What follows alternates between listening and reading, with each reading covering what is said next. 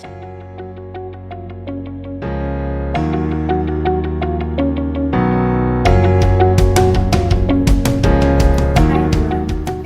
the Bethlehem Area Public Library, and today we will be learning how to make pom-pom garlands.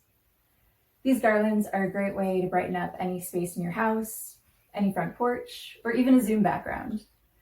I really enjoy making them, and I hope you will too.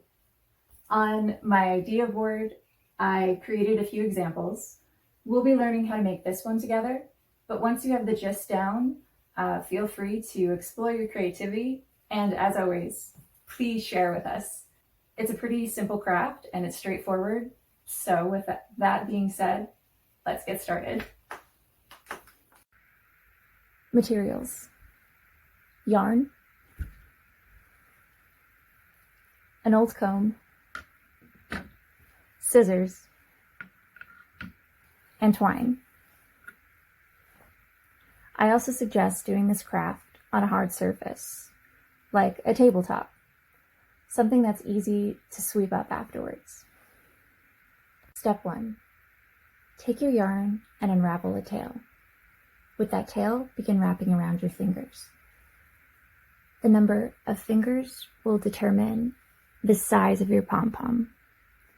The number of times you wrap the yarn around your fingers will determine the width of your pom-pom, or the fluffiness.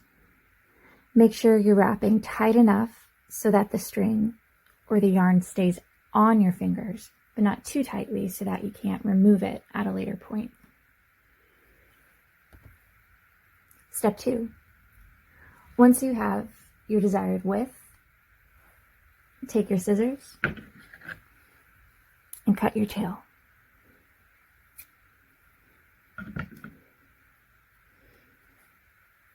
You can then slide the yarn and place it aside. Cut an extra piece of yarn. Make sure it's a little bit longer.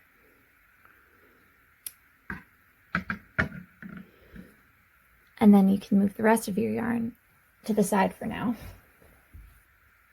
Next, pick up the yarn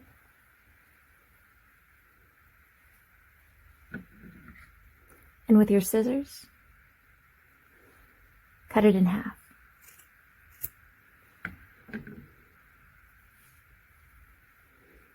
Your pieces should all be roughly an even length.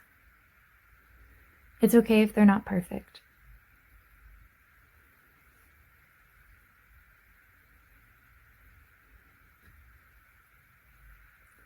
If we were to make our pom-poms right now, this would be the width and length of the pom-pom. But I think to match the ones on my garland, I want to make it a little thicker.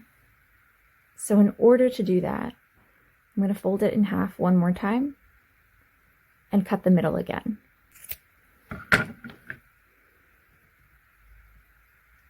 And then I'll put it all together. And with this extra piece, we'll tie them together in what is roughly the middle.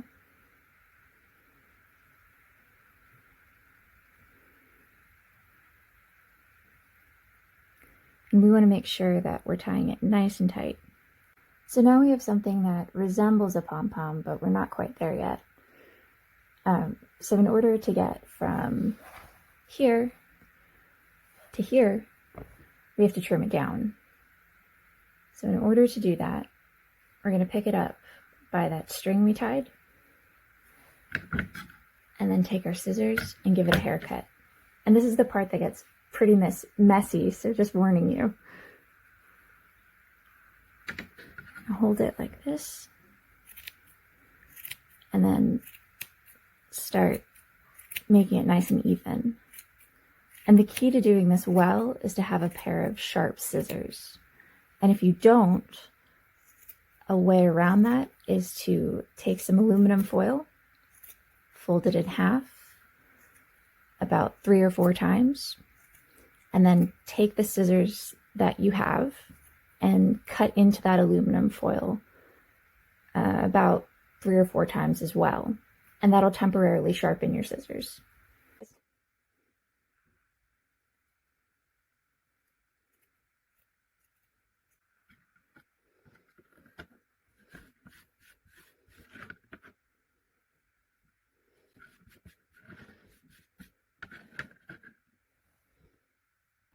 We're starting to look a little bit more like a pom-pom, but still not there yet. And if you notice, what you have now might be a little more even, but it's still kind of chunky. And we want to get this nice, fluffy look. So that's why I recommended using a comb or a toothbrush or anything with bristles or picks. And now we're going to fluff it up. So again, we're going to use the string as our holding point, and we're going to pick out our pom-pom. And the string also kind of keeps everything together, but don't worry if some of your pieces fall out.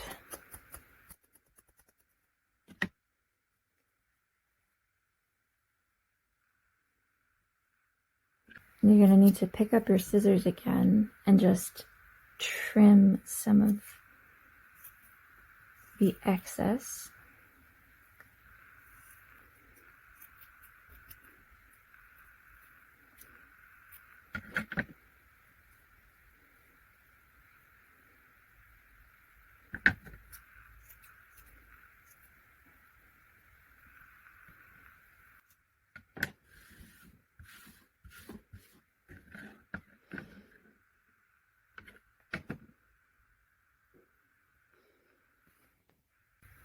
We're almost there, so we just have to attach our pom-pom now.